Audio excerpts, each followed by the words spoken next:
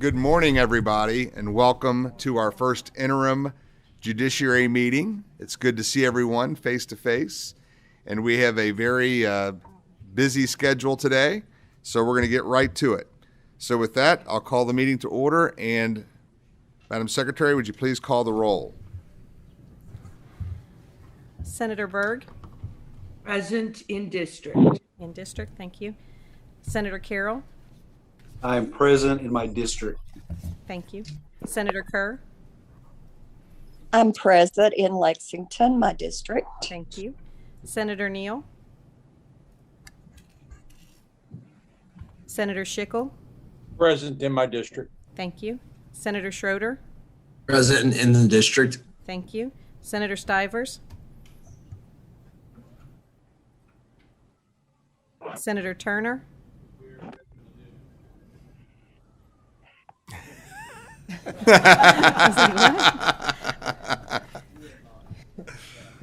Senator West?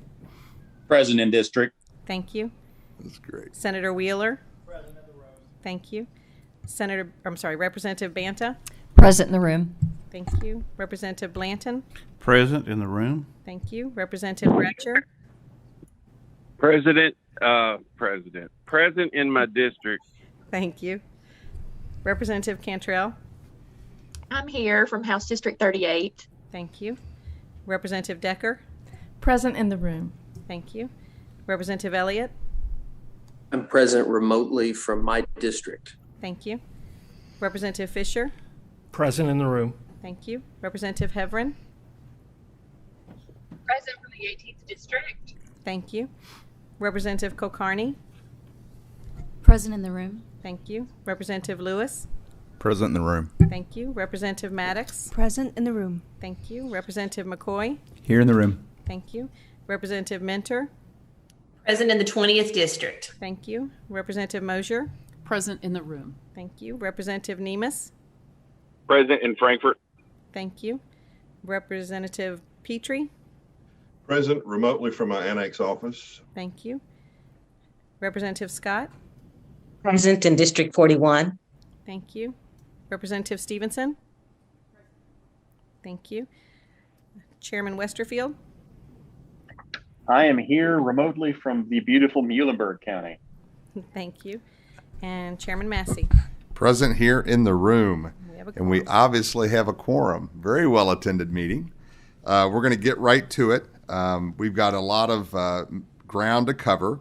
This morning, for the first half of our meeting, we're going to be talking about judiciary branch funding. There's a lot of things to be considered going forward, and we're actually going to have a meeting with the Chief Justice later today about some of those issues.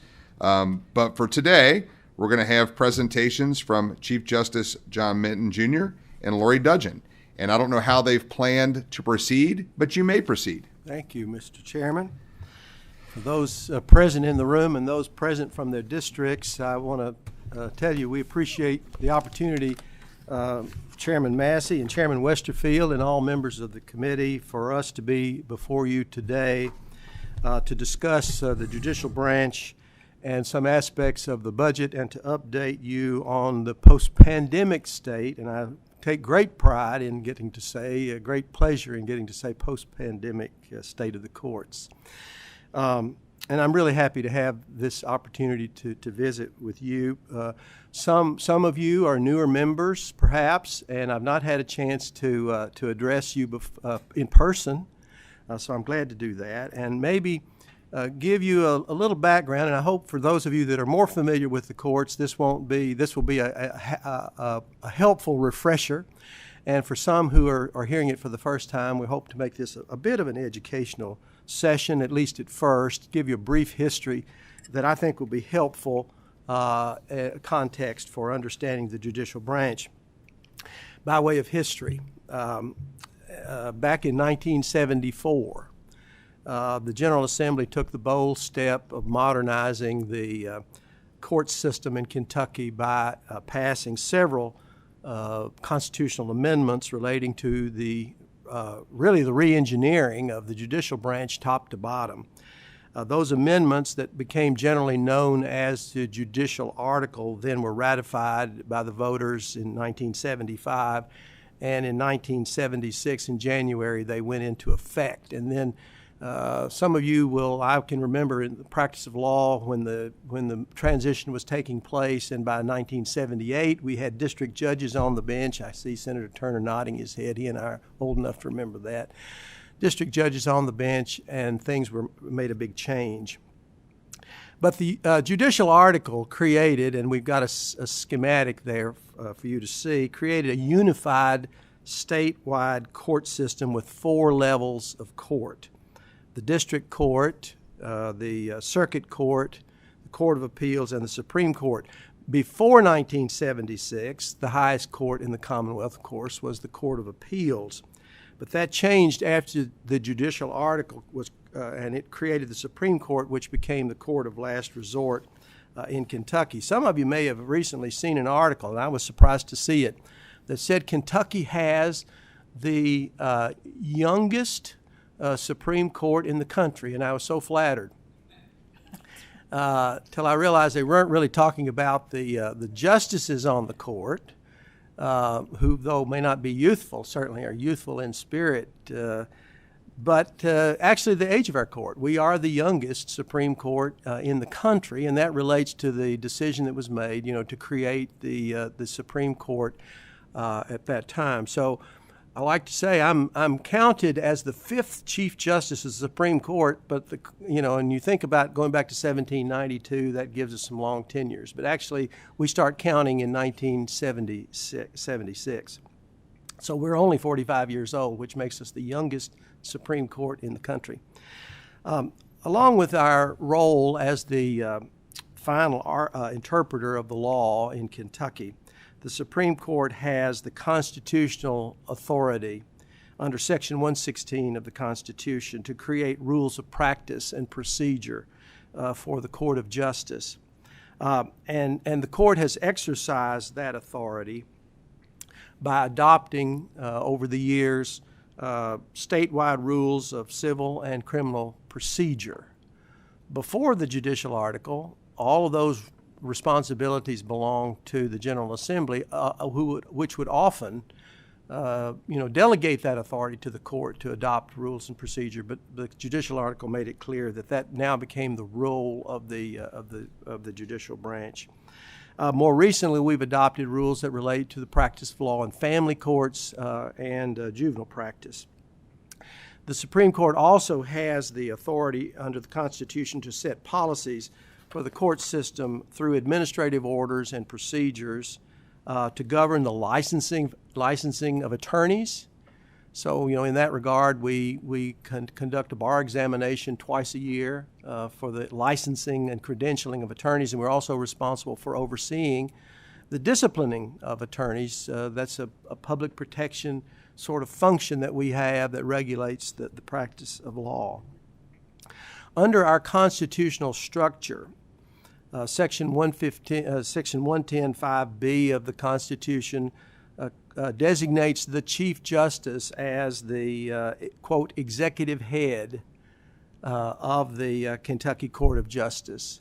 The Constitution says that the Chief Justice is responsible for submitting the judicial branch budget and for, quote, performing all other necessary administrative functions relating to the courts.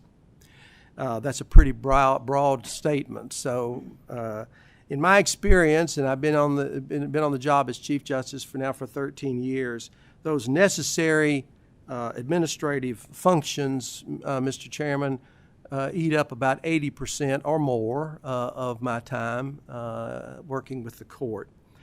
I'm grateful, though, that the General Assembly in 1976 saw fit to give the Office of Chief Justice a big help, statutorily creating the Administrative Office of the Courts, which serves, according to the statute, as staff for the Chief Justice in executing the policies and programs of the Court of Justice. And so we look at this, as you kind of look at our organizational chart, the Administrative Office of the Courts really is an extension of the Office of Chief Justice according to the Constitution. The Administrative Office of the Courts, though, provides administrative support for 3,500 non-elected personnel, 406 elected officials, which includes 286 judges, 120 circuit clerks located in 120 counties across the Commonwealth. The AOC performs finance and administration functions for the court system through its budget, financial, auditing, and facilities departments. The AOC also provides human resources and language access across the Commonwealth and manages the statewide programs, which are pretrial services in all the counties. Our specialty courts, which is the name we've now given to kind of the expanded role. You all are familiar with maybe with drug courts. Well, we've expanded that concept because the concept, as Representative Mosier knows, is much larger than the drug court issue now with the other types of specialty courts dealing with a lot of aspects of mental health and mental diseases. We have family and juvenile services statewide. And finally, AOC provides statewide information and technology services. I want to highlight one of the things I mentioned, our language access program, because I'm really, really proud, and you would be too. You should be too. That's why I want to share it.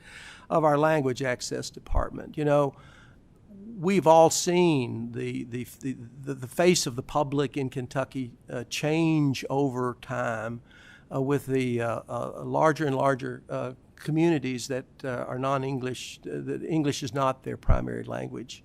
But we've got to provide access to justice in every language for everybody who comes before the court so that they can be treated appropriately and equally. So our language access office assists our Court of Justice in communicating with the deaf and hard of hearing population and also the populations with limited English proficiency. We administer the Court of Justice's interpreter certification program, and we provide training then to judges, to attorneys, to court employees, and practicing and aspiring interpreters. The Office of Language Access provides services in over 80 languages each year across the Commonwealth. Now, Chairman Massey asked me to specifically, now to what you asked me to come to say, and that's to discuss our budgeting process. As I mentioned earlier on in my remarks, the Chief Justice is constitutionally obligated to submit the budget for the Court of Justice. And under Statute 27A-020, the Chief Justice is also authorized to delegate administrative functions to administrative assistants, including the maintenance of fiscal controls and accounts of funds appropriated to the Court of Justice. So that responsibility we delegate to the Administrative Office of the Courts, and specifically to Director Dudgeon and to our Budget Director. The Court of Justice operates with one centralized budget, which we submit each budget cycle to the General Assembly for consideration and approval. Our most recent budget from this past session, House Bill 195, appropriated $382 million in general fund dollars for the Court of Justice. Now, our budget is broken down into three appropriation units. Our Court Operations Unit, our Local Facilities Fund, and the Judicial Retirement. Now, the Court Operations Unit covers the salary and benefits for all elected and non-elected personnel, along with the operating costs, such as office supplies, travel, computer equipment, that sort of thing, for the court system to operate statewide. During fiscal year 2022, the Court Operations General Fund budget is $260.33 million. The Kentucky Court of Justice, kind of surprisingly, I think, to learn that we employ 10% of the state workforce works for the courts in our various locations around the Commonwealth.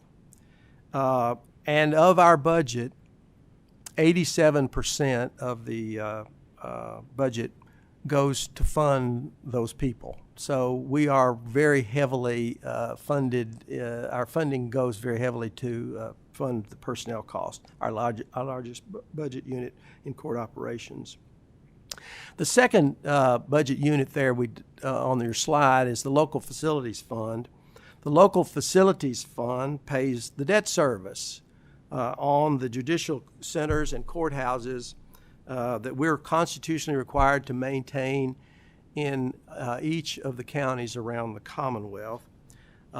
It also funds operating costs, maintenance, and repairs on all those buildings. For fiscal year 2022, the Local Facilities Fund appropriation was $114.6 million.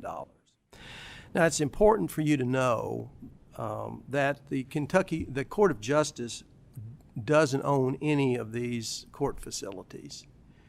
They're all owned by the counties, where they're located.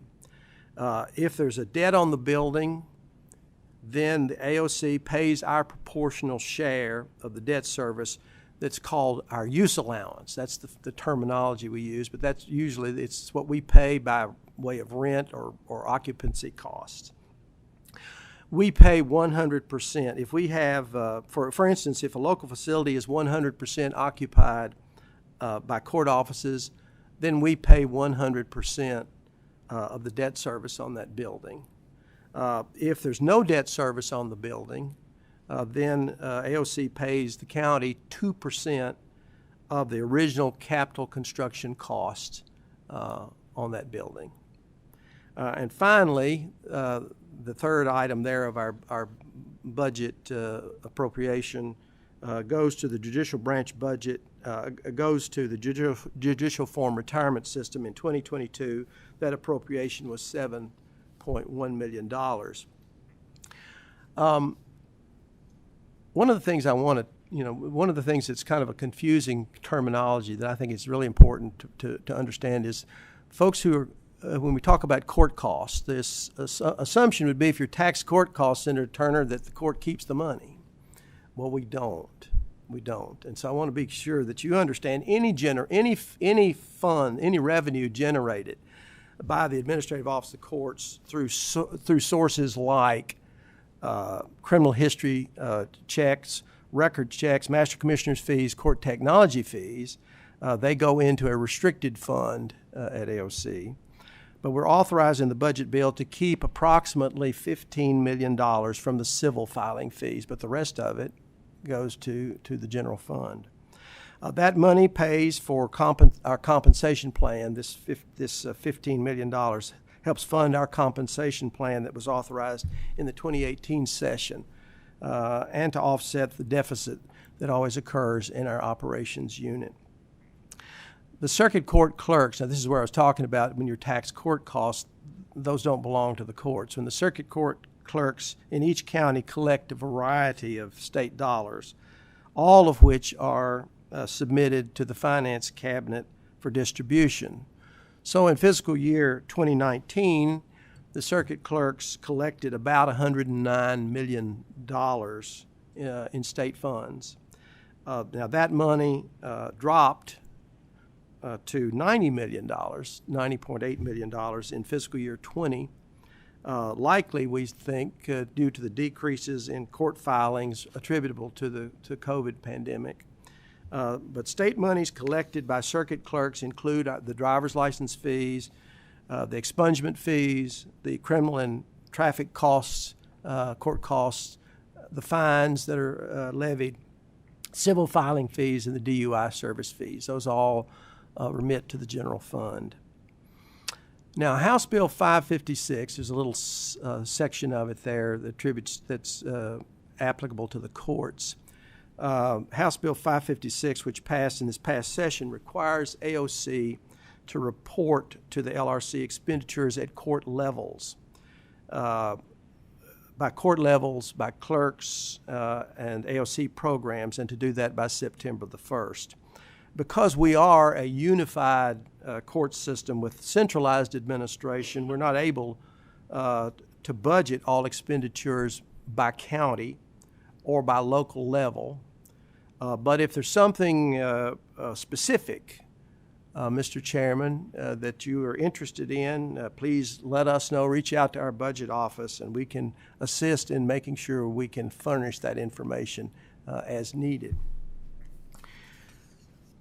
I want to kind of wind up the budget discussion by giving you a little bit of an update on the state of the judicial branch as we begin to emerge from the COVID-19 pandemic. And article I read yesterday, it was referring to this era as the era of the great reopening. So I want to talk about that on the verge of the great reopening.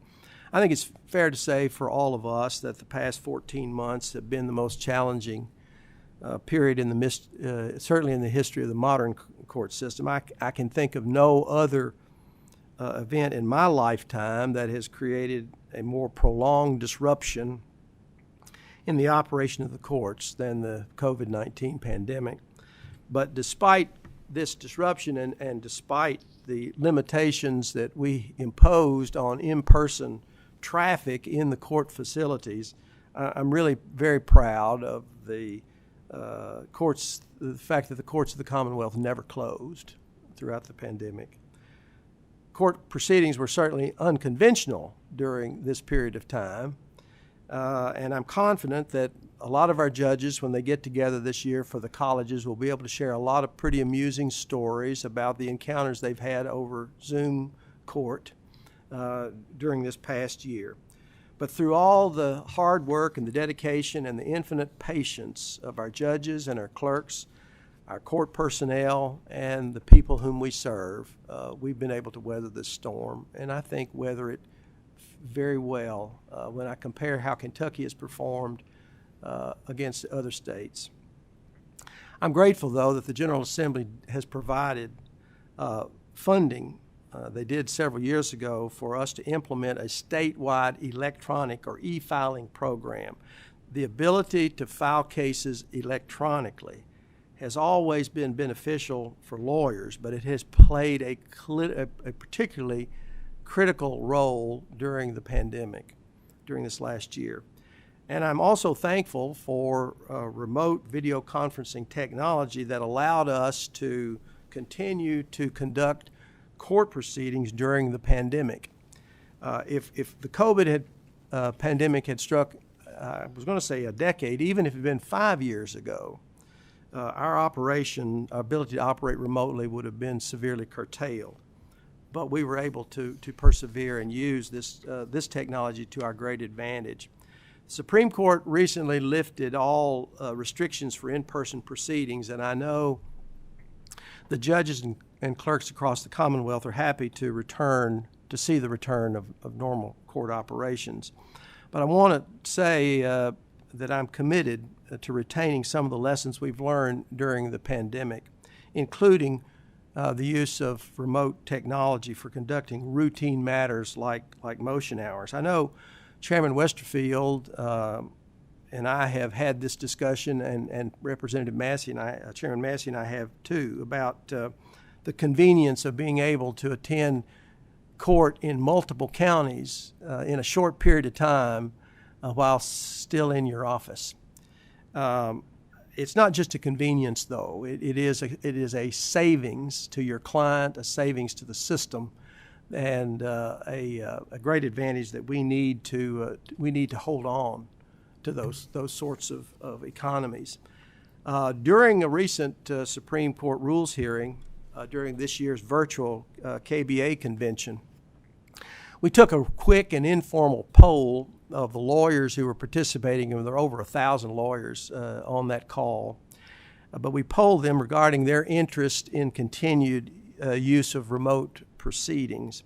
The vast majority, as you can see there on the slide, 90% of the responders agreed that they'd like to see remote proceedings continue, particularly for what's known as civil motion hours, in some counties known as rule day, to the extent that we can continue to do that remotely. 90% of the responders said, let's do that. And over half agreed they'd like to continue to participate remotely in any type of civil hearing. Supreme Court is encouraging our judges to continue to use remote proceedings as they transition back now to in-person proceedings, and I'm hopeful that it's a tool the judges will continue to use, and we're going to encourage the judges to continue to use it going forward to create efficiencies for practitioners and for the litigants. And I want to express my gratitude again, Mr. Chairman, for the funds that were made available to the court system in House Bill 556. These funds have been earmarked in the bill for specific technology projects to facilitate virtual hearings between county jails and the courts. Of the $14.7 million that was appropriated in the Kentucky Court of Justice budget, $10.6 million will be used to ensure remote record is complete by integrating each courtroom's preferred video conferencing solution used for remote appearances into the existing in-court, so that we can be capable of doing both in-court and remote and have a seamless record for all of that, which is really important. Each courtroom will be equipped with this appropriation for video arraignment capability that will integrate both in-person and remote appearances into the court record. The court system our court system has long been a leader in the use of technology in the courtroom.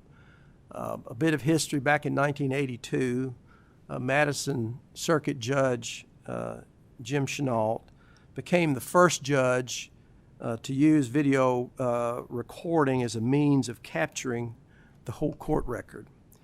Well, today in Kentucky, the video record is the official court record, and video recording equipment from the Jefferson Audio Visual Services, or JAVS, our courtroom recording system vendor, has installed it in 463 courtrooms across the Commonwealth. Of those 463 JAVS courtrooms, 40 are currently equipped to support video arraignment. So the money appropriated to us will be used for the required JAVS upgrades, licenses, and components to facilitate remote video arraignment fully and completely, and to be able to support the hybrid we've talked about with both in-court and remote proceedings. The initial work has begun on a piece of this project. An internal production evaluation is underway, and upon successful testing, statewide deployment is scheduled and coordinated with JAVS, networking with the JAVS, AOC networking, the jailers, and jail staffs across the state.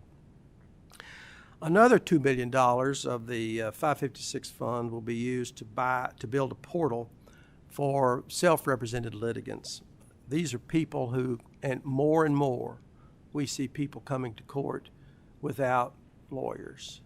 And this is a public that we are committed to serve, with or without lawyers. And so the $2 million will be building a portal for self-represented litigants, building on the success of our new website, which includes resources for self-represented litigants.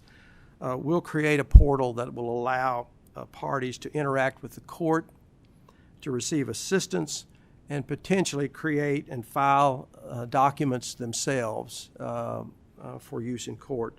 The benefit is an increased level of service to the public, making the court experience less daunting to the non-represented people and more user-friendly for everybody.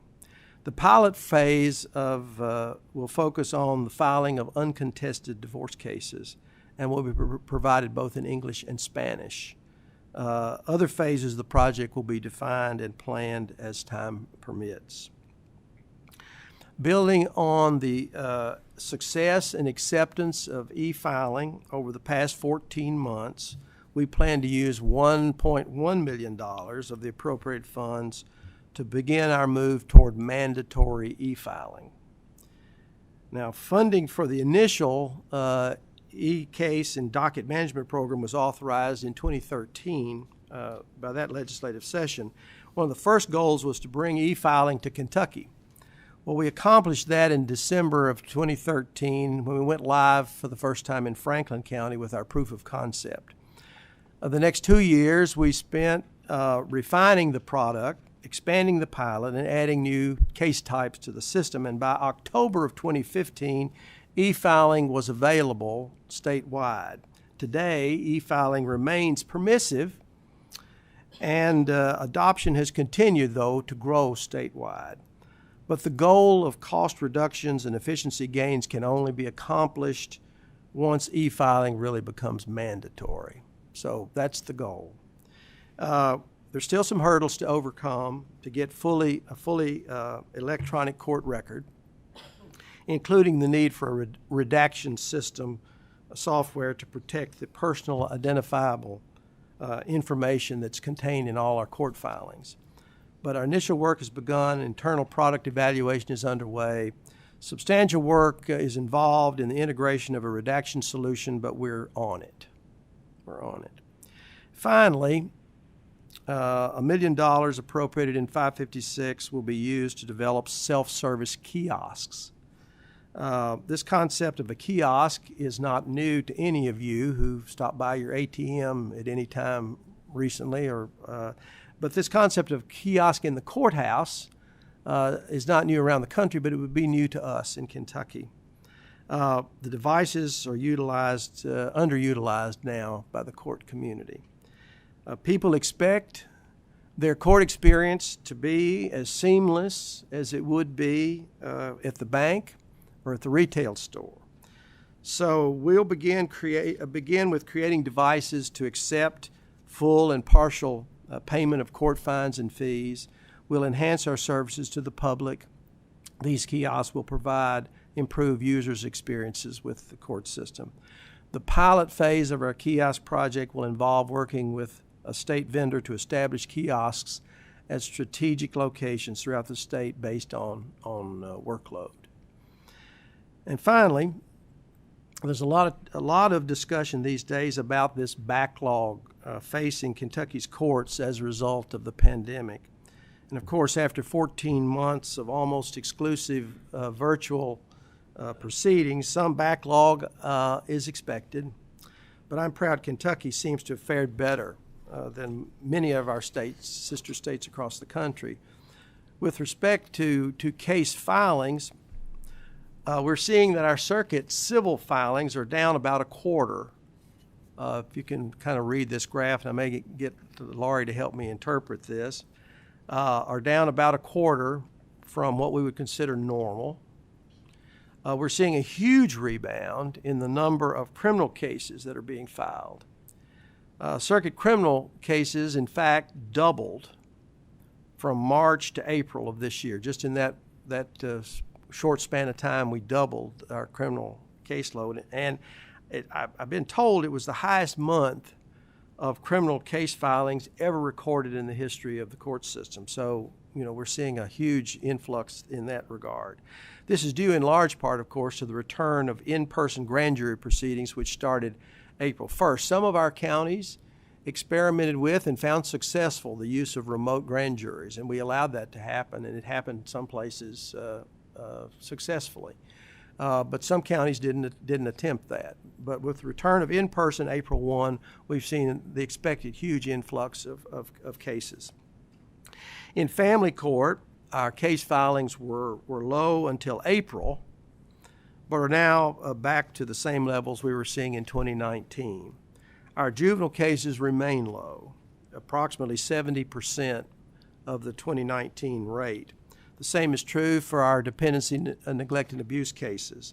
Paternity, on the other hand, is down over 50%, as are delinquency and status cases. In district court, our civil, disability, and mental health filings have been about the same as in 2019. Forcible detainer actions are down about 2/3 from 2019, and small claims are down about 50%. But we're seeing a 25% increase in probate filings over 2019. So finally, in district, criminal filings are running close to normal. So things are settling back into what we would say is normal. We've expanded the use. There was a story recently in the paper here in the area about our felony mediation program, which has been in existence for a while, but we've decided it would be a great help to expand it. So we've expanded our felony mediation program to assist judges with addressing the criminal cases, anticipating this huge influx we don't want it to be overwhelming. We want to be ready for it. So the felony mediation program, we use retired judges with specialized mediation training. They have to go through special mediation training to conduct facilitated discussions with parties on referred felony cases to expedite the disposition of those cases.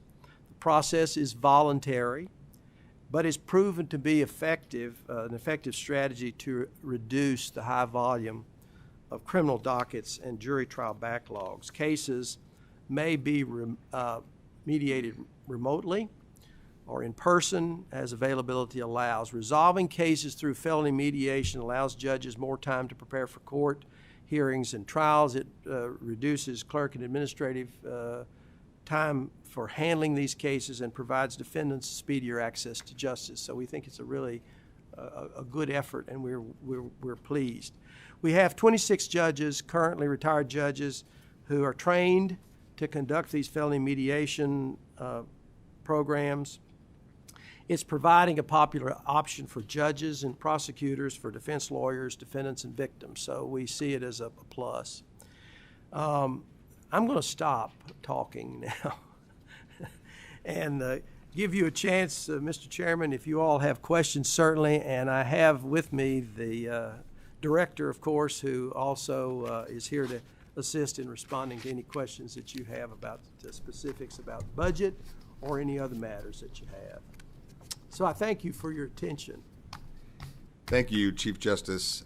We do have some questions. I know the first one is Representative Blanton. Thank you, Mr. Chairman. Chief Justice, always a pleasure to see you. Thank you for a very thorough presentation this morning. Hi, Lori. Good to see you this morning. I want to go back to something you mentioned in your presentation dealing with court cost, if I may. Okay.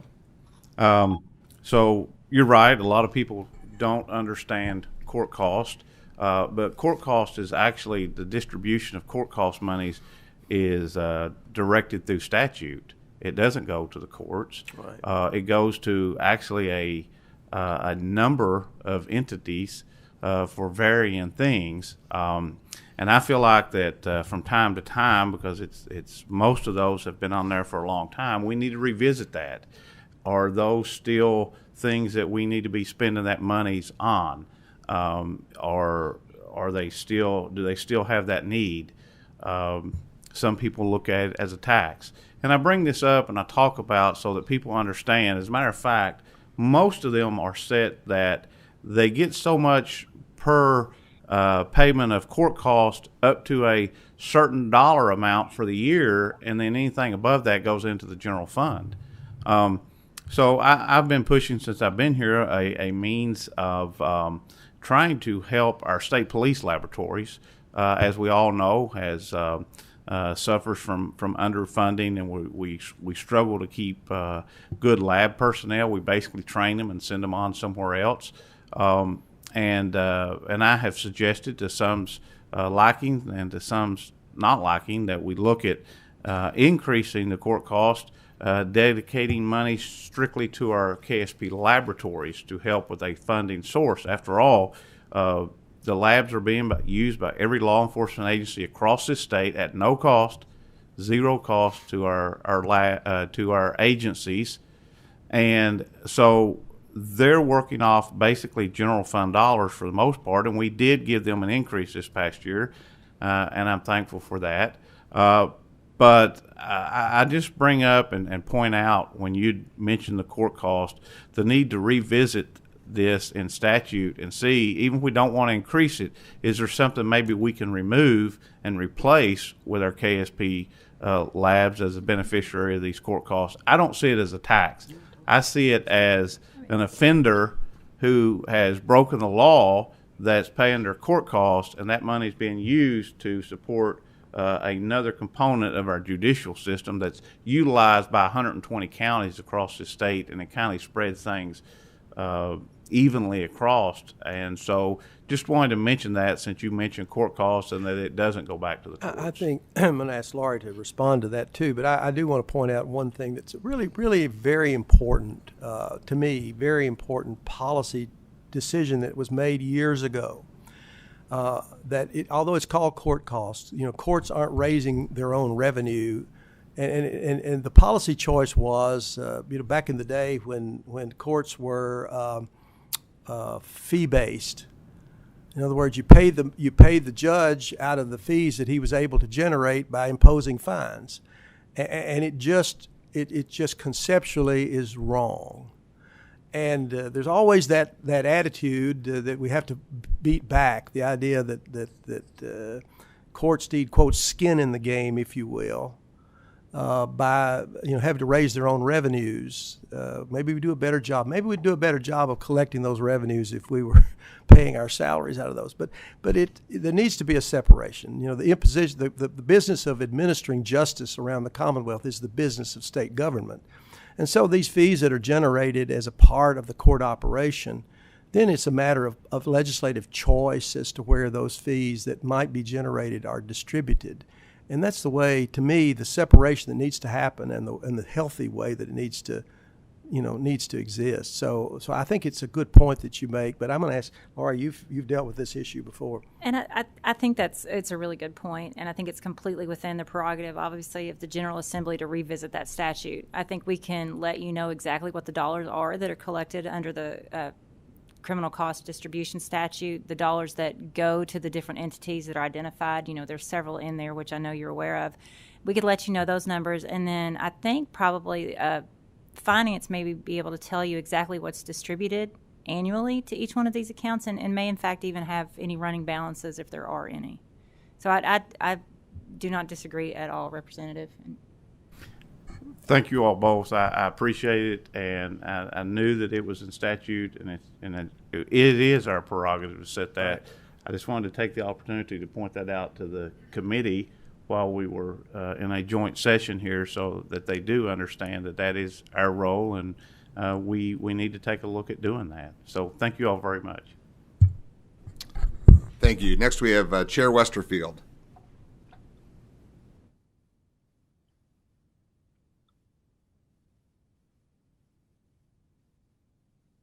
Chairman Westerfield?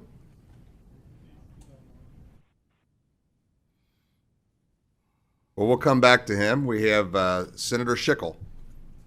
Can you hear me, Mr. Chairman? We can hear you, Senator. Good. Thank you for taking my question. Hello, Judge. Hello, Lori. I have a question about your presentation, Judge. I'm a little bit confused because I hear, and I've been personally concerned about the lack of jury trials in criminal court. And I hear from our public defenders and our prosecutors and some legislation I've been involved in that because of this lack of jury trials, we really don't know, and I don't know how I'm using a term that a public defender used to mean. I think it's a pretty good term. We really don't know what a crime is worth in a plea arrangement because we have so few jury trials. Then I'm hearing from you about a backlog of jury trials and using mediators to resolve this backlog. And I did hear that you said it was completely voluntary, and of course that's good and constitutional. But I was just wondering about your comments on that as Chief Judge. How do you see this conversation? Senator, the decline of jury trials is a problem, is a concern nationwide, civil and criminal. The vast majority of the criminal cases are resolved by plea bargain. The vast majority of cases that are come to court are resolved by plea bargain. The vast majority of civil cases are resolved either through settlement. Either they don't get brought in the first place, Senator Turner, or they settle before they ever come to court, or once they come to court, the vast majority are settled short of a jury trial. So the system, long term, and this is a concern we discuss in national forums, around the country. What's happening? It is such, the right to a trial by jury is one of the things that we had, one of the grievances we had against King George was that he has denied to us the right to a trial by jury. So it is a bedrock principle that's embodied in the federal Constitution and the state Constitution. State Constitution even kind of gives it a little bit of a religious cast, that it's a sacred right. So it's an important right. And it is concerning, Senator, that fewer and fewer cases are brought to trial by jury. And just as a public defender might say, we don't know what a crime is worth because we don't know what a jury would do with that, the same is true in civil cases. You don't know what a civil case is worth because you don't really know what a local jury has done with that without looking at some pretty, maybe long historic data. So it's a systemic concern, and it's a concern that I think is the way that we develop the law, Senator. The way that we, in our common law system is by decisional law, and if the cases don't get tried, then they don't get appealed, and they don't get decided, and there are no the appellate process doesn't work. So there's a lot of things that depend upon on jury trials. So one of the things we've done to try to get our arms around this systemic problem, we did form, and Representative McCoy is on this Civil Justice Reform Commission that Deputy Chief Justice Hughes heads, to try to get at what we can do to deal with why our case is not coming to trial. How can we improve the system to make it a little more attractive to having cases decided by juries? But you're right to have that concern. I certainly would welcome. We are looking for solutions. Yeah. Follow up, Mr. Chairman. Yes. Oh, sorry. Follow up, Mr. Chairman. Senator, please go ahead. Yeah, thank you. Well, I guess my comment would be I agree totally with everything you said, but it seems like it's a bit of a mixed message than incentivizing mediation, the court incentivizing mediation. And then just one other thing, and this will be my last word on it, is that these mediators aren't elected by the public; they're retired judges. Senator, if I could, I want to just share a couple of numbers, maybe just for a little bit of perspective, if it would help. So in anticipation of this presentation, we attempted to pool, P-U-L-L, how many pending jury trials we actually had, how many cases with pending jury trials in the system we had. We're not able to do that and give you an accurate number, basically because every pending case, essentially, especially is going to appear the way it's entered to be a pending jury trial. So what I can give you are just some pending numbers, just for some perspective. Because even though we may have a number of cases that the parties would agree, the defendant may prefer, felony mediation instead of, frankly, a plea deal in some cases. And it only works where you have a Commonwealth attorney and a defendant who are interested in participating in felony mediation. So we've got a small group of cases that it's appropriate for. But with respect to our pending numbers, and this isn't in the presentation, but for example, April 5th, 2000, right at the beginning of the pandemic, we had just over 405,000 total pending cases, civil and criminal. And as of June 1st of 2021, we had 484,000 pending cases, so slightly a 19% increase. While this sounds like a lot, when we look at where some of our other states are, or colleagues in other states, they're telling us they're facing much greater delays there and even a greater backlog in their jury trials. So I hear you. I know a number of our judges are eager to get back to trying cases. I know we have a couple of our circuit judges behind me right now who would tell you the same thing. And I believe they've both begun having trials. So, Chief, I'm not sure. Yes.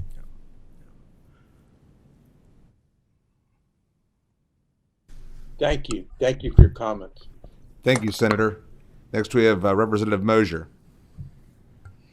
Thank you, Mr. Chair. Thank you very much for your presentation. And I have maybe two questions, if I may, and I'll try to keep this brief. But do you anticipate a pretty high cost savings? I'm happy to hear that the remote process is working. Do you anticipate a cost savings to the state and to your budget because of this?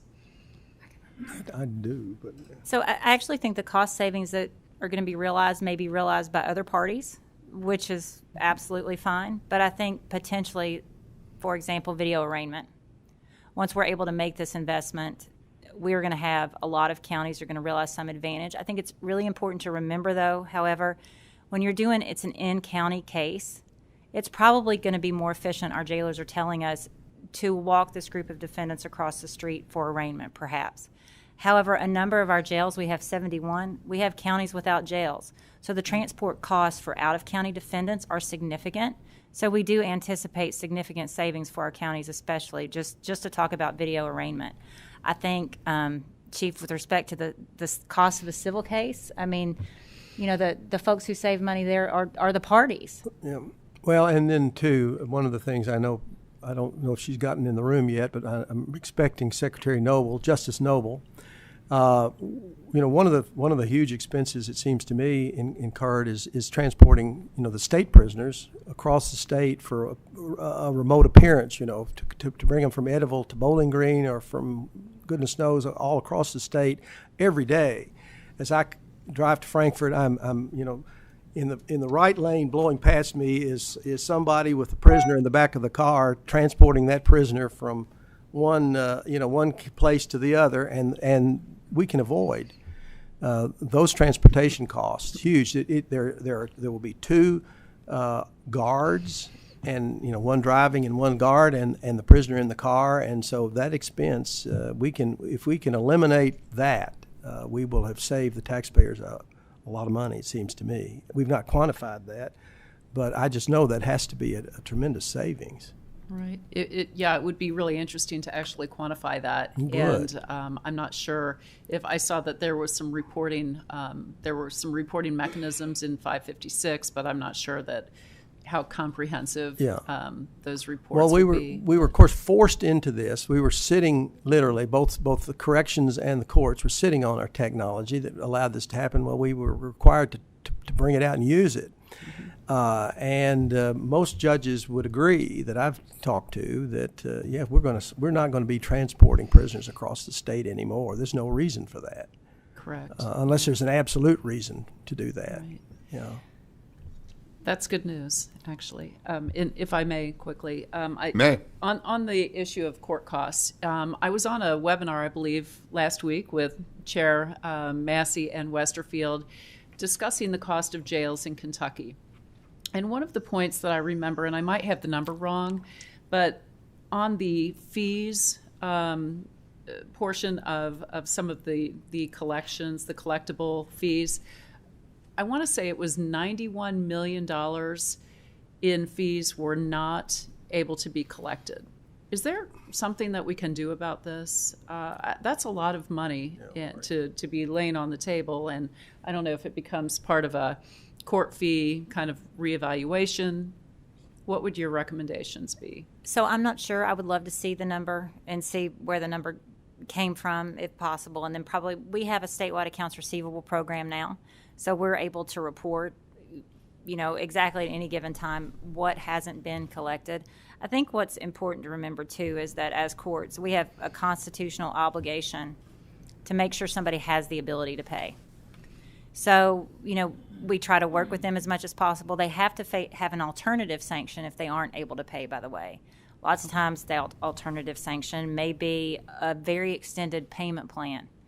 And the payment plan always begins after detention is over, right? So any of those amounts. So I'm not sure when you say that if you're talking about what, say, some of our state prisoners may owe, upon release, or I'm not sure if we're talking about, say, fines and fees in the district court level that aren't collected. But I'd be happy to look at that, and we could certainly talk through that. But okay. I do want to just say we have a constitutional prohibition from jailing people who are too poor to pay. Mm-hmm. So that is a balance we're always trying to strike in the courts. Okay, thank you. We have 3 more people on the list, and we'll have to stop there so we can go on to the next part of our presentation. First, we have Representative Nemus. Thank you, Mr. Chairman. Two separate questions, if I might. Mr. Chief Justice, good to see you. Mr. Dudgeon. Representative Nemus. In your presentation, you talked about the very high number of criminal cases that were filed in the last, I think you said, month. And one reason for that is that grand juries are meeting in person. I'd like to dig a little deeper and see if we can have your numbers crunchers look. Recently, the governor let out a glut of criminals, many of whom committed very serious crimes that were nowhere near the end of their term. So I'd like to see, of the people who the governor allowed out of prison or jail early, what's the recidivism rates and how much are they contributing to this unprecedented number of criminal cases that have been filed in Kentucky in the last month? So I'd like to request that. We can certainly run those numbers. We just need a list to work from to see if anybody has any recent charges. We'll get to the list. It's like a 10-page single space. It's a lot of people, very serious crimes. We'll get you that list, and I'd like to ask your number crunchers to do that. Thank you.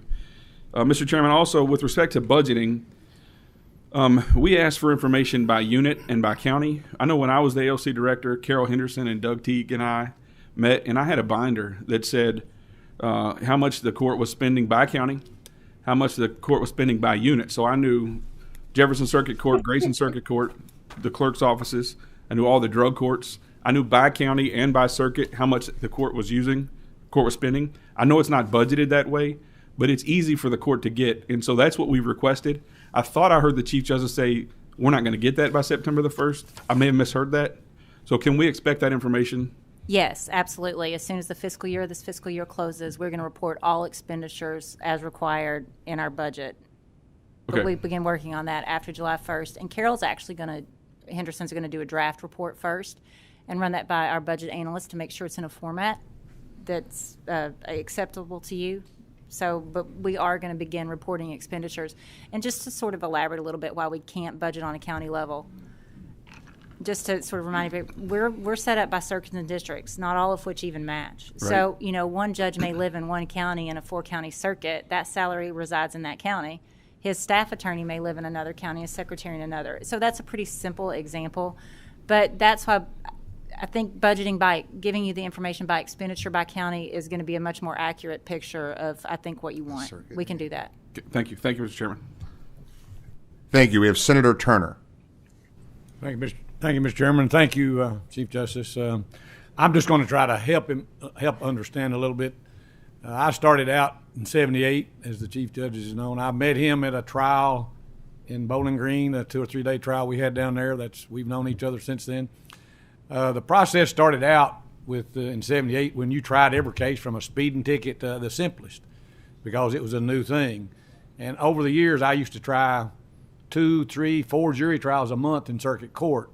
But the things changed because of the parties involved, from the defendants, the plaintiffs. Everybody understood then that there was a system that you could do better, which was work it out before you got to the trial or get a mediator involved in it instead of spending all the money and time in the courtroom. And there'd been trials of your type beforehand that you could look at to see excuse me, what the juries had done. I had a case one time. It had 7 different people in a malpractice med type case. How are you going to try that in a jury trial in a courtroom? It was mediated. Took about 8 hours to mediate that case. So the basis of this evolving to settling these cases has been over time because of the history. I still practice criminal law, civil law. I'm on the phone regularly, going to the courthouse and doing this remotely, and I appreciate the remoteness. That's been a great benefit to the bar and your clients, where they can come to your office or they can stay at home. So this has all been beneficial to the system. Jury trials are in special cases. Now, I don't kind of agree with the wording of what a case is worth, but you can look at what juries have done in the past, and you can't try every case, especially whenever they're small misdemeanor cases. So I think the system's working pretty good from the perspective that I do, and I've been in courtrooms in about 6 counties around me. Still have cases, and I got one going to be in Knox I'm going to be on the phone tomorrow with the county attorney about. So I still practice it generally. So I think the system's working pretty good with the mediation that's evolved from it. And it's been the lawyers and the people that you represent, the insurance companies, I mean, the whole system. So I'd be more glad to explain that to anybody who wants to get personal about it. But I think that needs to be brought out. And I thank the Chief Justice for all the work. I've been able to call his staff, this lady sitting right here, and talk to her personally about something that I thought that needed to be changed. So you have access to the system, but I think one of the things is you need to know how the system works, and it takes a lawyer that practices it and knows all aspects of it. And I'm not being better than anybody or more personal. It's just when you do that, you have a better idea of how to help the system. So I appreciate everybody's questions and things, and just speaking that for the benefit of the public. Thank you, Senator Turner. And I have two questions, and I don't want to get into lengthy discussions because we have to move on to Secretary of Justice Noble and her presentation momentarily.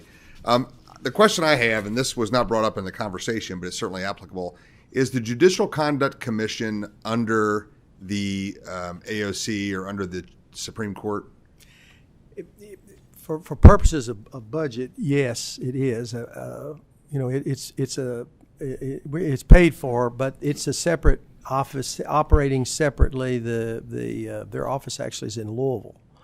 But we don't, other than, I guess, provide Laurie's the funding to pay the salaries. That's the only contact. That's the only contact we have with judicial conduct in terms of. So they don't answer to the court, or we are required to formulate the rules of their. The rules that govern their process. But it's created as a separate entity and treated pretty much as a separate entity. Thank you very much. And then the second question I have is one that I've heard a lot about, wasn't really discussed here, but I've heard a lot about it, especially from judges. What's the court's position or the AOC's position with regards to administrative release? And where's that going in the future? You know that we've had these discussions before I was chair. Chairman Petrie had tried to get into a bill about pretrial release and bail bonds and all of that stuff, and it just could not get off the ground, not get traction because there was too much disagreement around that. And on administrative release, I've heard some concerns by judges. I know we're concerned as the legislature about keeping people incarcerated and having to pay for that. So that may be a longer discussion for a different day, but can you have a general perspective of what your position is?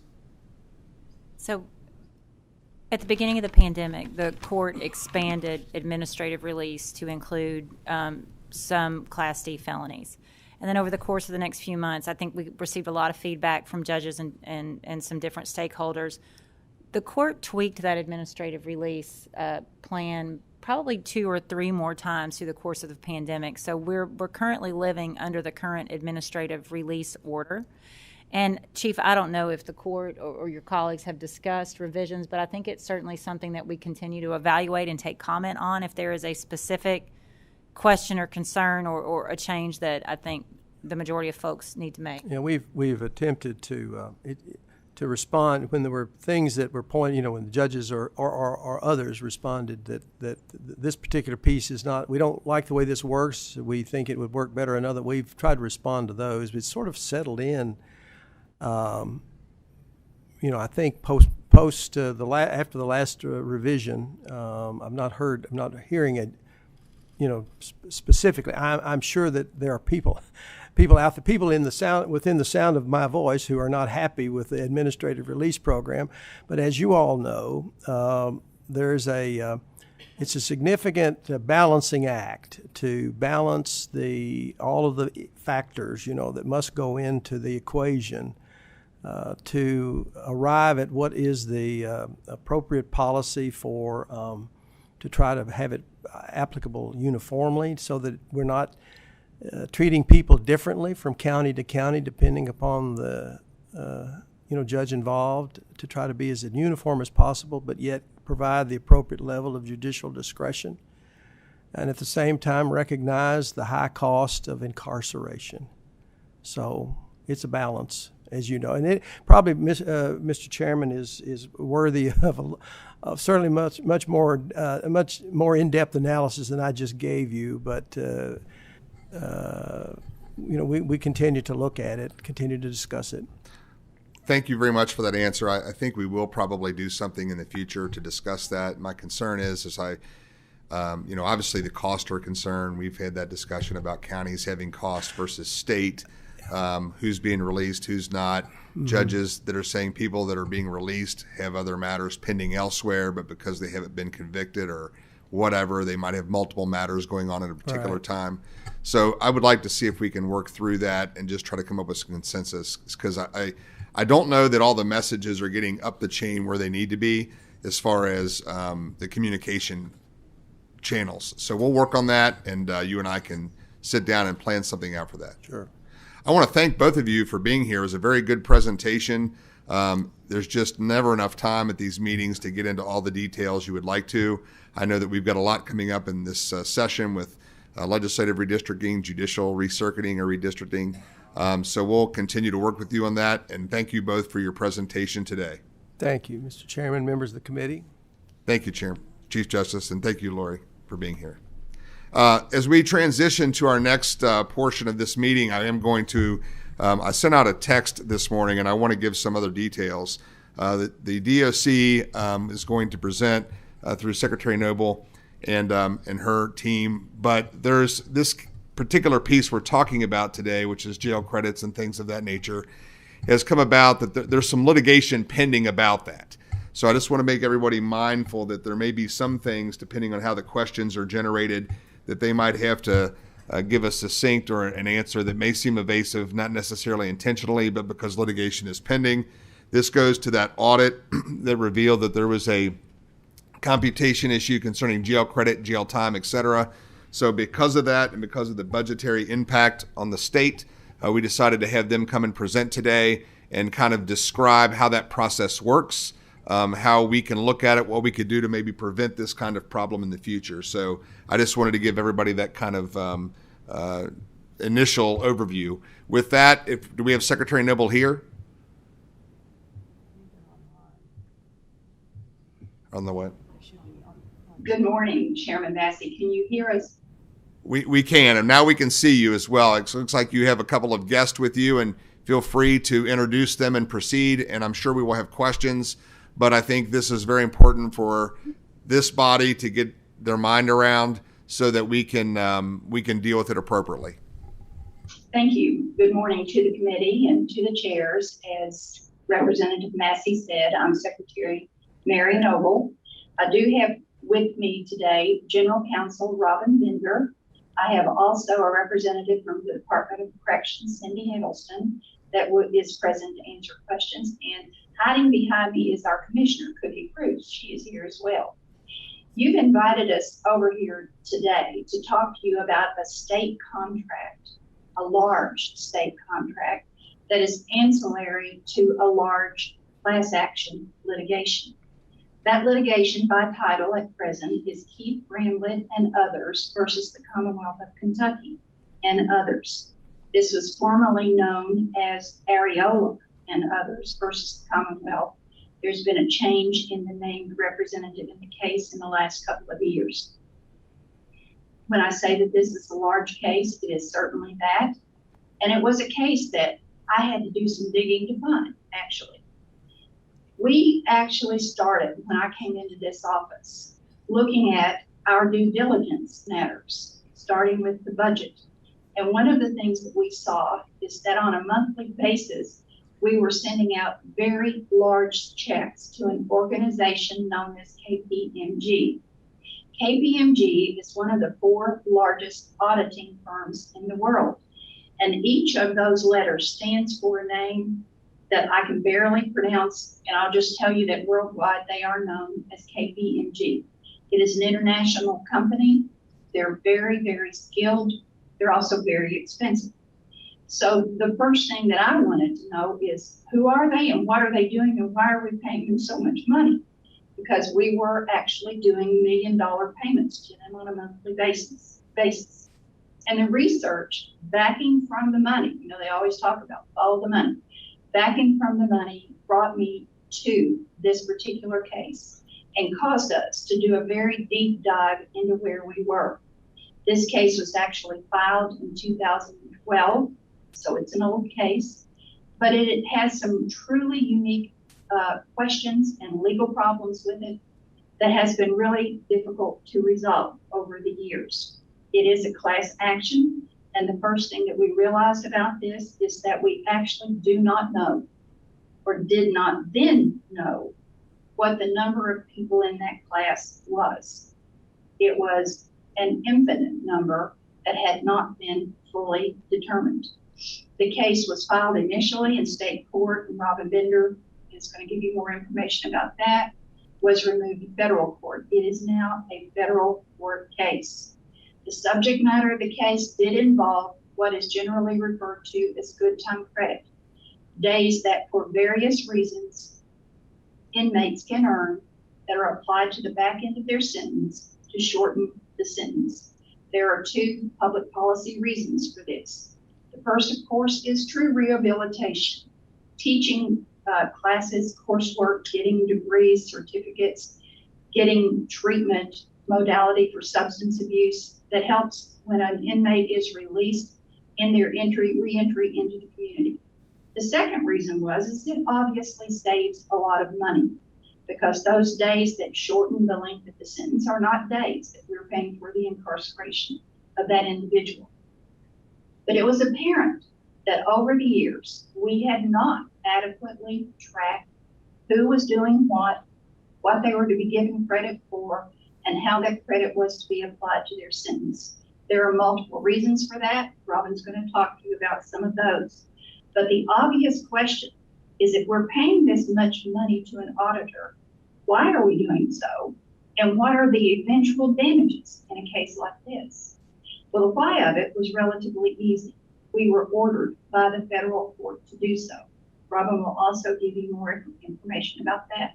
But you can imagine, when I saw old lawyer, old judge, when I saw a case of this scope, my instinct was to say, what is it? Let's figure out where we are on this, why it's taking so long, and what do we need to do about it. So this administration began diligent legal investigation and involvement in this case. We initially started in January of last year. I summoned the KPMG personnel into the Justice and Public Safety Cabinet Office, and I said, who are you and what are you doing? Make me understand it. We looked at what they were explaining to us, and frankly, I remained puzzled about part of it. Some of it just didn't make sense to me. So what the heck are you doing? Why are you doing this? So we became heavily involved in the litigation aspect of this case at that point, moving forward. The federal court had appointed a magistrate, Lee Gamble, to hear the case. I even personally attended a pretrial conference with all of the parties where we discussed issues. Our legal team began issue resolution, issue by issue, having meetings with the plaintiff's counsel and the magistrate, and I limited KPMG's scope of operations. We'll give you more explanation on that and how we actually have trimmed some of the costs involved in that. But our biggest need that was apparent to us, those of you who are lawyers will understand why I'm saying this, was we needed to close the class. We needed to stop the bleed of one defendant after another, or one plaintiff in this case after another, being added into this class. Closing the class became a primary goal, and a goal that we have accomplished within this year. So we needed to do one further thing according to the order of the federal court. We had to provide them with proof of what we were doing to correct the problem going forward to avoid injunctive relief. Cindy Heddleston is here and will tell you some of the things that we have done. We've been really busy addressing this case this past year at the Department of Corrections.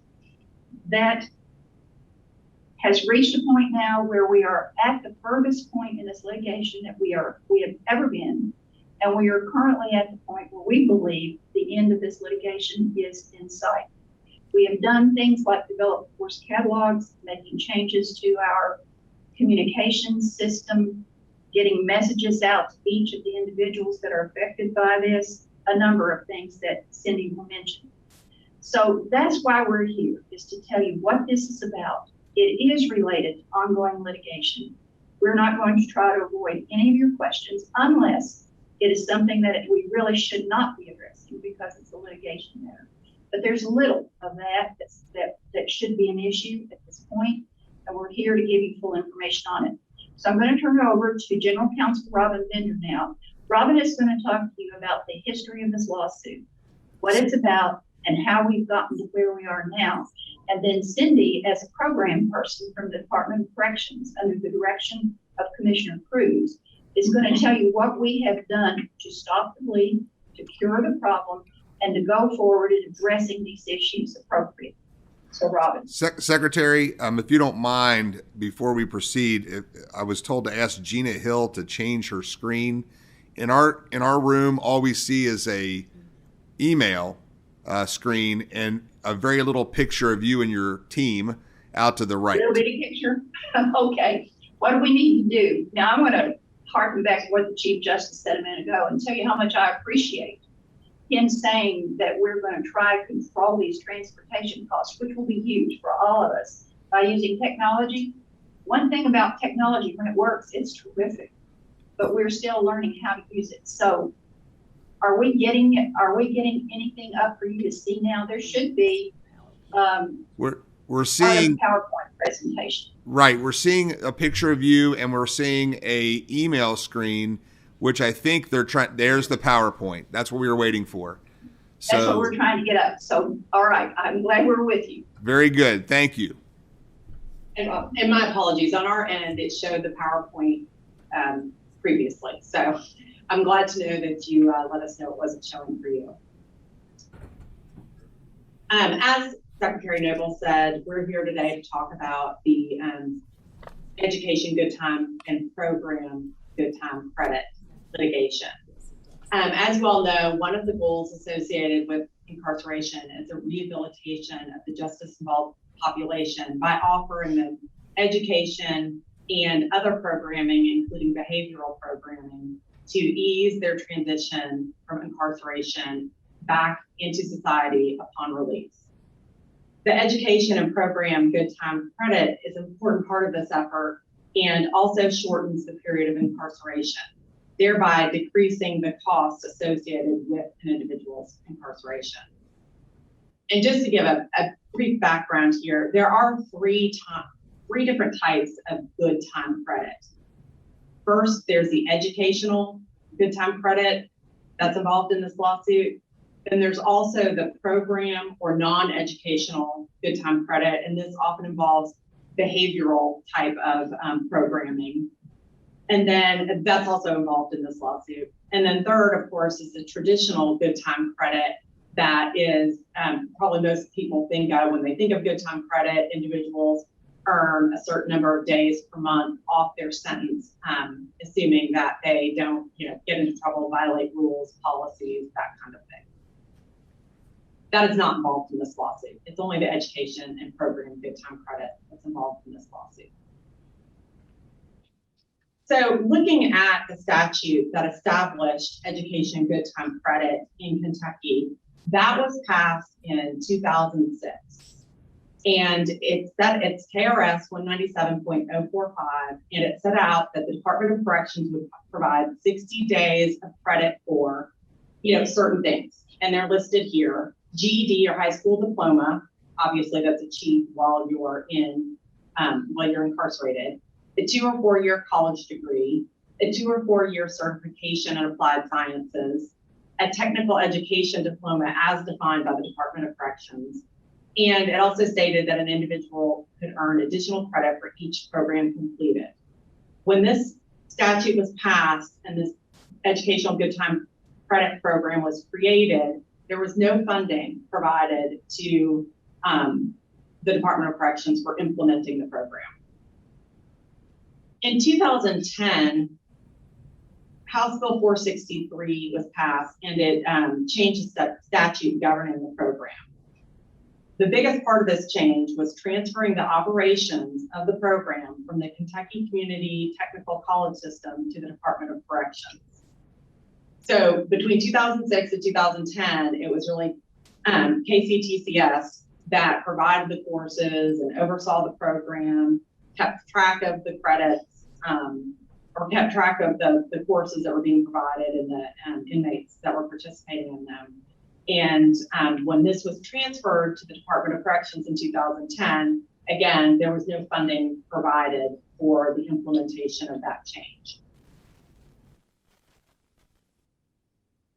From 2010 to 2019, the original Education Good Time Credit Program was amended 6 times, almost yearly, and none of these amendments provided additional funding for the Department of Corrections.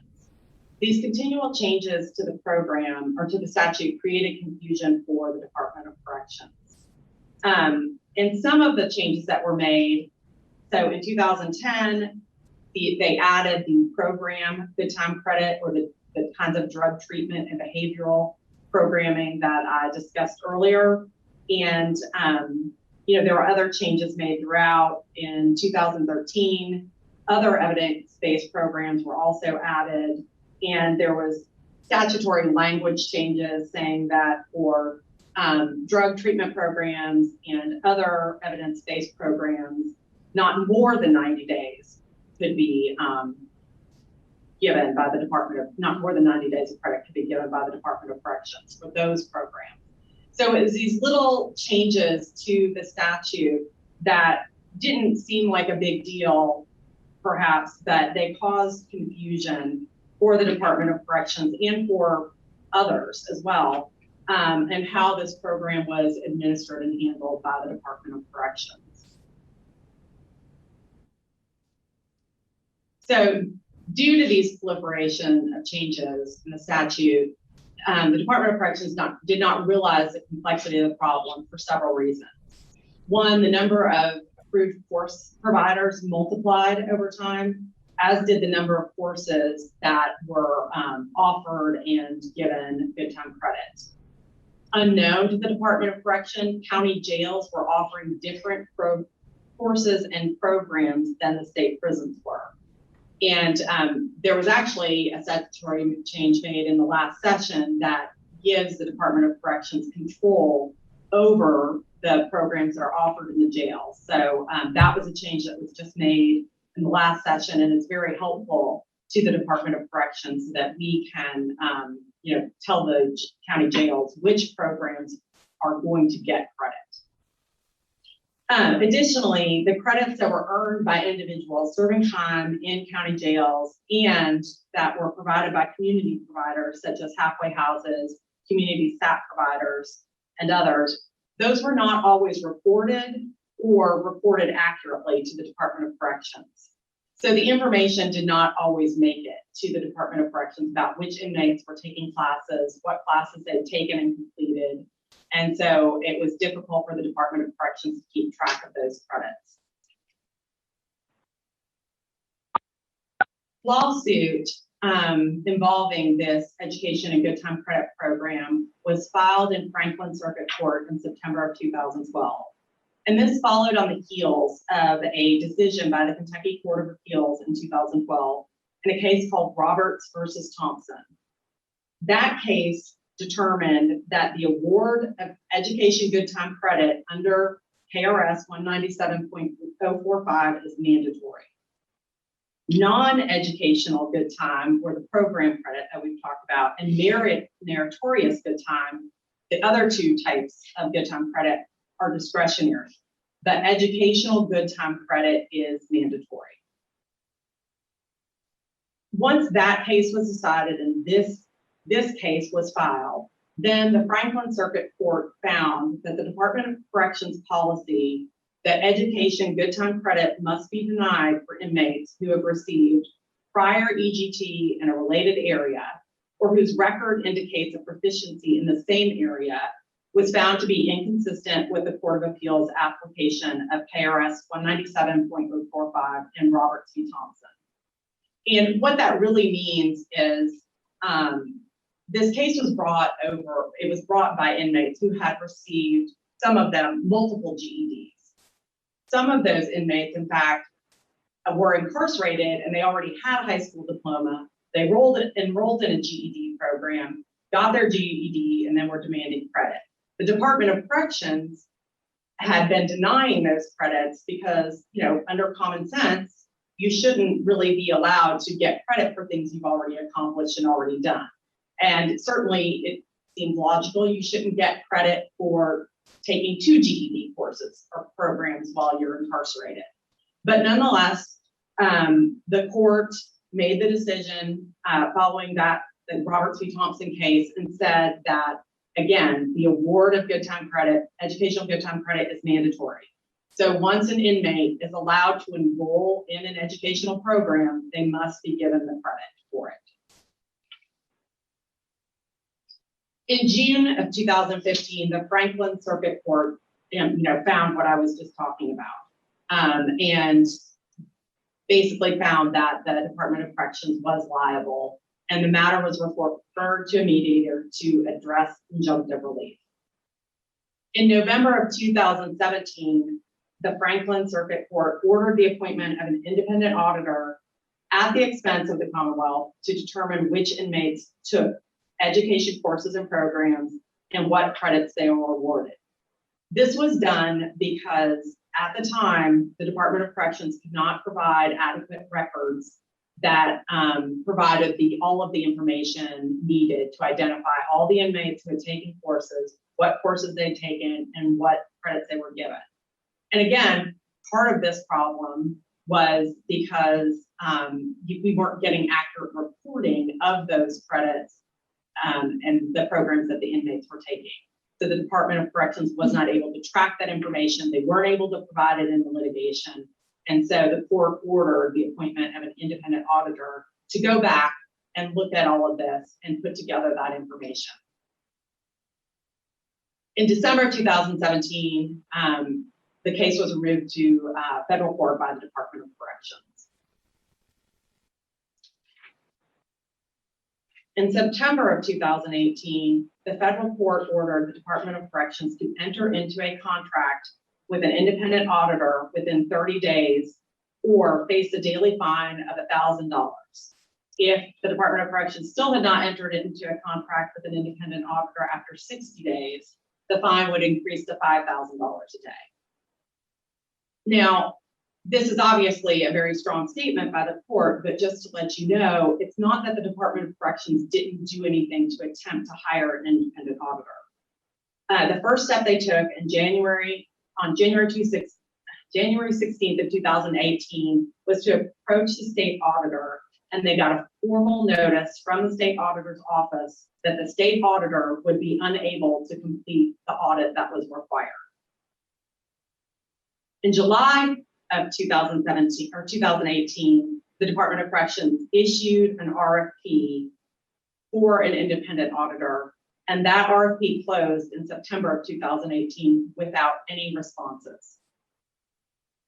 So at that time, and after the court entered its order in September, ordering the DOC to enter into the contract, then that's when the Department of Corrections entered a not practical to bid contract with KPMG. That contract was issued on October 15th, 2018. DOC notified the court that the department had entered into this contract with KPMG, and Judge Van Tatenhove appointed KPMG the independent auditor and required the Department of Corrections to pay the full cost of the audit.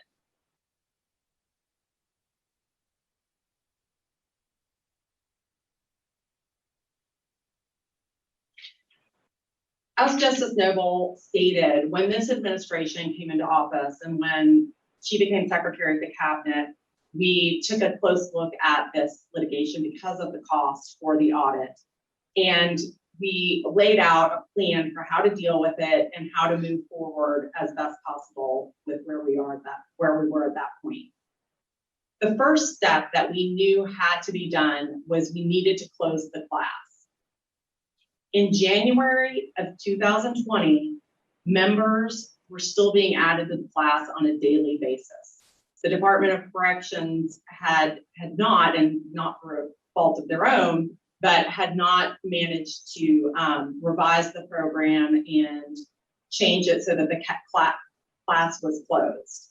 And this was a step that we took, and we changed the practices at the Department of Corrections so that additional inmates could not be added to the case as plaintiffs, or as Justice Noble said, we tried to stop the bleed.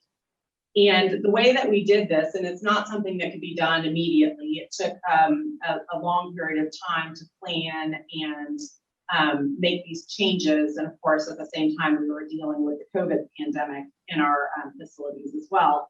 But the steps that the Department of Corrections took were to revise the course catalog and the Education Good Time Credit Program to clearly identify the courses and programs that were entitled to credit.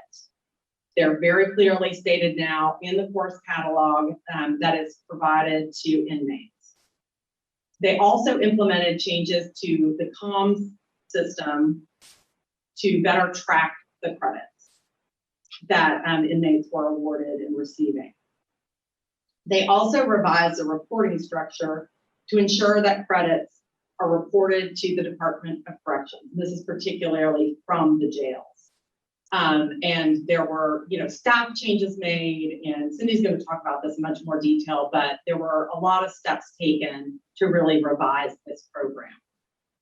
The second thing that we identified that needed to be done in this case was really needed to mitigate damages, which again was something that had not been done prior to January of 2020. So what we did is we requested KPMG to provide the names of any inmates that they identified during the course of their audit that should have received additional credits through educational or programs that they completed. And we verified that, and we applied those credits to inmates who were still incarcerated. So that would basically prevent them from suffering any damages. If the credits were applied while they were still incarcerated, then they would be released in a timely manner according to the credits they had earned, and they would not suffer damages. The next step we took was to negotiate resolution with the plaintiffs. And these were really resolving little minor steps or issues in the case. So trying to reach an agreement on what courses should receive credit, and based on the changes in the statutory language, based on changes in the case law over time. And we were able to reach an agreement with the plaintiffs on most of these issues that were outstanding. And this allowed the audit to move forward more quickly. It also allowed us to then identify the inmates who should have received those credits and apply the credits to those inmates so that they were not detained beyond their proper release date. And then the final step that we realized we needed to take was we really needed to defend this case in litigation. And the way that we did that primarily was just accomplished this past month. In May, we filed a motion for summary judgment based on qualified immunity to limit relief to injunctive relief. And hopefully if we win that motion, then there would be no monetary damages that the Commonwealth would be responsible for.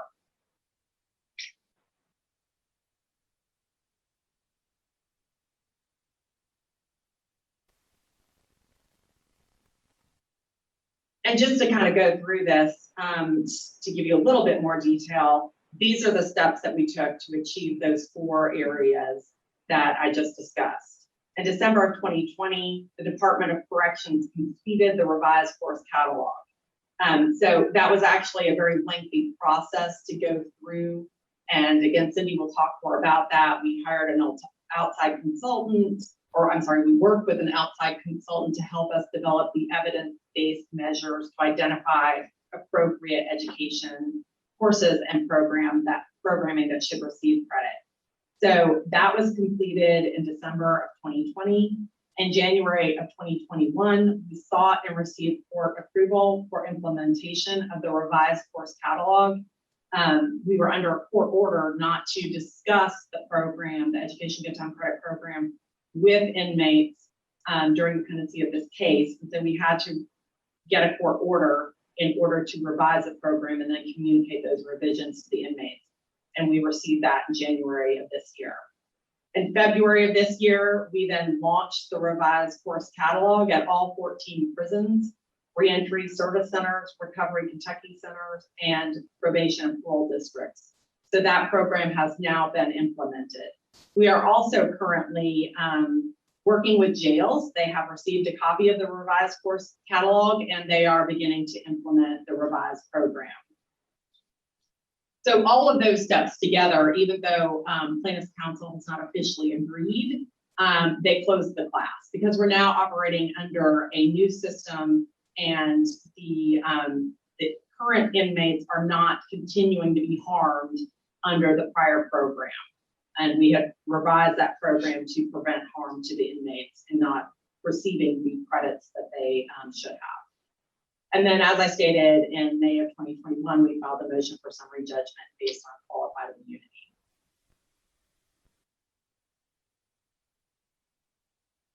So through the course of the audit that KPMG has been conducting since the end of 2018, and really they didn't get started with the audit until 2019, we've identified 2,400 additional credit awards, and that represents 922,260 days of educational good time credit. And again, for the individuals who are still incarcerated, we are in real time awarding that credit to them. KPMG calculated that this represents a potential savings to the Commonwealth of $28 to $70 million. So applying these credits and releasing those inmates based upon the release date that they earn through these programs will save the Commonwealth somewhere between $28 and $70 million. And the reason there's such a range there is because so many different things impact any individual's release date, including parole, earning of other good time credit. It's hard to get a solid number. So really all we can do is come up with a fairly broad range. And these, again, as I said, the 2,400 additional credit awards that have been identified are achieved savings for the Department of Corrections as those have been awarded to inmates who are currently incarcerated. So as I stated earlier, the Department of Corrections is under a court order to pay the cost of the audit. And KPMG has collected 14 years worth of review material because the case, while it was filed in 2012, it goes back to 2007. There's 5-year statute of limitations. So we're really looking at damages or credits that should have been awarded from 2007 to February of 2020 when we closed the class. So KPMG has completed 14 years of review in approximately 2.5-year period, and they've reviewed almost 2 million records. And that's not pages, that is records. KPMG has received all the records that they need to review through February of 2021 when we closed the class, with the exception of a couple of small institutions they're now under a court order to comply with the subpoenas issued in that. And so KPMG expects to receive those, small productions of documents soon. And they anticipate completing the audit this summer. The Cabinet and the Department of Corrections continue to comply with all court orders and are awaiting the completed KPMG report to arrive later this year. We believe that not only will they complete the audit this summer, but at some point this year, we will receive their completed report. At this time, I will turn it over to Cindy to give you a little bit more detail on some of the steps the Department of Corrections took. Good afternoon. What we wanted to do at this point in time was share with you some of the actions that the Department of Corrections has taken to address those issues identified through the EGT litigation. One of the first things that we did under Justice Noble's guidance is to establish a dedicated work group comprised of leadership from across the department to work on these EGT litigation issues. In addition, the department is currently formally reorganizing to create a compliance division. This division will perform quality assurance on programming across the department going forward. One of the first things that the department did was conducted a review of all programs offered by the department.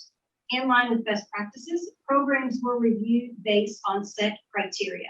This included whether the programs were evidence-based, did they address criminogenic needs, what were their strengths and effectiveness of the curriculum, was it an effective use of the agency's resources, including cost, and those programs that best address the agency's need. In addition, the department contracted with the University of Cincinnati to develop an evidence-informed screening tool to review all new proposed programs under consideration. This has ensured program selection, approval, and determination of the amount of credit to be awarded is consistent across the department and in alignment with national best practices.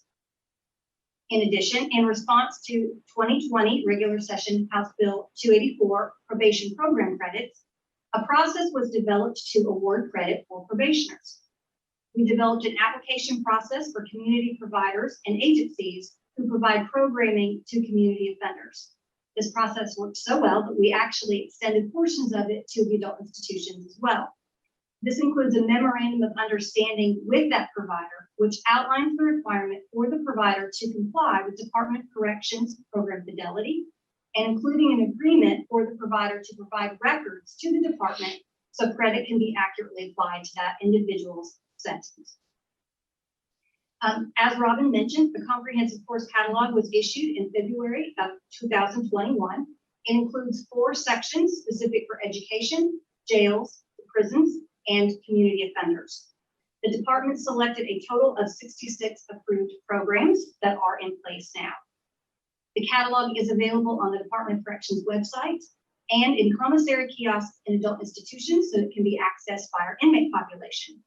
It is also made available to jail inmates by jail staff, as well as in our probation and parole offices. The course catalog lists all of the approved programs, a description of the program, the eligibility of each program, prerequisites for those specific programs, and the locations where those programs are offered. It also indicates the amount of credit for successful completion and includes quarterly updates as changes to programs and courses occur. This is a couple of things. Number one, it provides the opportunity for offenders to invest in their treatment goals by working with their officer to identify which courses best address their needs. It also provides information for our training requirements to our program facilitators. Included in this are the parameters for the expected amount of sessions or classes to complete a given program. For example, we wouldn't want to have someone complete a 6-month program in 30 days, so the quality assurance portion becomes very important. The department completed an overall comprehensive policy review, either creating or revising a total of 13 policies that reference programming and sentence credits, and it set uniform program entrance guidelines to minimize variance in programming across locations. This addressed items such as who should be eligible for programs, how to prioritize wait lists, and what conduct would result in a discharge from a program, for example, unexcused absences.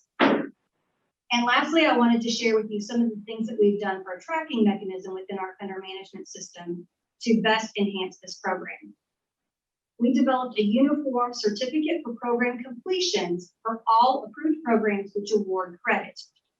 Certificates are not issued for non-credit eligible programs or for attending things such as activities, which in the past has caused confusion within the inmate population if they have a certificate and believe they should receive credit for it, even though that program is not eligible for credit. Ultimately, this certificate will be issued by Department of Corrections out of our offender management system, which will provide increased oversight for the department. Modifications were made within our system to list program options for each offender based on their individualized risk and needs assessment with recommended programming that matches their individual criminogenic needs. We reviewed and updated program tracking and comms, including sunsetting of old programs that are no longer in existence, and doing simple things such as ensuring consistency in program names across programs. Over the years, you might find that different locations have the same course or program curriculum, but with a slightly different name in our vendor management system, which makes it very hard to track. We completed several cleanup functions, including a review of offenders in programming to make sure that their current status is updated correctly, and that status is changed as appropriate upon completion of the program or release from custody. We also reviewed credit denials to ensure that any denial of credit is accurate and appropriate. We added alerts to our vendor management system to avoid enrollment in those duplicate programmings that Robin mentioned in reference earlier, or for specific credits that need individual review. For example, under the statute, sex offenders have certain criteria which must be met before they're eligible to have credit awarded to their sentence. And last, we developed several training videos for our staff to review program entry and tracking mechanisms within our vendor management system. And as we completed this last legislative session, the department is busy working on those additional items that came out of this last legislative session, including House Bill 556, jail program incentives, and House Bill 497, certificates of employability, so the department can be ready to release those when they go into effect later this month. Thank you. And we're also adapting this program to deal with new legislation that allows credit to be given to probationers. So we've been busy, and based upon what Cindy has described to you, I will tell you that I am hopeful that there will be no need for any type of injunctive order on going forward. We've institutionalized this process. It's very much a part of what we do internally. I'm not going to tell you the problem's cured, but we are pretty far down the path to a very good fix on this matter. And it's taken a lot of concentration and effort to do it. So, chairs, that's our presentation on this matter. Thank you, Secretary Noble. There are going to be some questions. I know I have a couple. And one of those questions that I have in reviewing this is, do you have any idea of what the cost that were borne to pay KPMG for their audit? I do. We have a number on that, Robin, that we paid KPMG. You have that 26.3 million. About 26.3 million to date. We do believe that that contract will close definitely this year, hopefully in the summer. They have all the data that they need to complete the audit with the exception of 1 month, I believe. And that would be January of 2021 because the order didn't get signed by the court until February. What was that number again? $26.3 million. Okay, that was paid to the auditor. That has been paid to KPMG. Now, I also noticed that the savings that were projected, I would assume that's because now that the correct systems are being implemented, that people that received their good time would then be released, and that would lessen the cost of housing those inmates. Is that correct? That's correct. Okay. That's right. And so based on compliance now, then they would get their good time, they'd be released, and then we wouldn't be paying for them to be in an institution. That's right. And their serve-out date is moved forward by whatever days that they have earned. Now, as Robin pointed out, there are other factors individually that might affect that. Somebody might get paroled, earlier date for them to leave. There could be court orders affecting a sentence. But generally speaking, that's why we mentioned a range of savings rather than an exact number. Now, I know that you indicated that a motion for summary judgment had been filed on qualified immunity, and you indicated you're hopeful that if you prevail on that motion, that we won't have to deal with any prospective damages. But if you don't prevail on that motion, obviously litigation will ensue, and is there potential exposure for damages? There is. Okay. If we do not prevail on this motion, if the court goes forward with that, of course, that will remain an issue we'll deal with. I really thank you not allowing us not to discuss that in detail today, because that's a pending motion with the court that we should not be discussing in detail. Correct. And I don't want to know anything about the motion or what's pending or anything like that. I'm just saying that going forward, prospectively, we still could be, the state could be exposed to a sizable judgment, if you will, or damages if things don't go the way we're hopeful to. Respectively, they could, because we also try to mitigate that possibility, however, by giving credit to everybody now who is currently incarcerated. That negates any damage claim they might have. And then there are those over the course of this litigation who have served out that potentially did not get their custody credit that they should have gotten. And that is unknown at this time what that might amount to, but that could certainly be a damages award if we don't prevail on this. All right. So the last thing that I'll say is I really appreciate the time that you certainly, I know we talked or through staff talked about trying to, not get into the litigation piece. And I think that we're there, but I really appreciate telling us how this has been corrected so that we don't find ourselves in a substantially similar position again that exposes the state or taxpayers to significant impact from these types of things. I mean, $26.3 million is certainly nothing to sneeze at. So we appreciate your time, and I'm going to defer. I know we have a couple other questions. Representative Decker. Thank you, Chairman, but my question was answered. All right. I know I asked the question you had texted me, but I don't know if you had something else. Does anybody else have any further questions? All right. I think they're getting late in the hour because this is the first time that we've probably had a 2-hour meeting in quite some time. I do want to thank you for the presentation. If members do have other questions, we'll get those to you.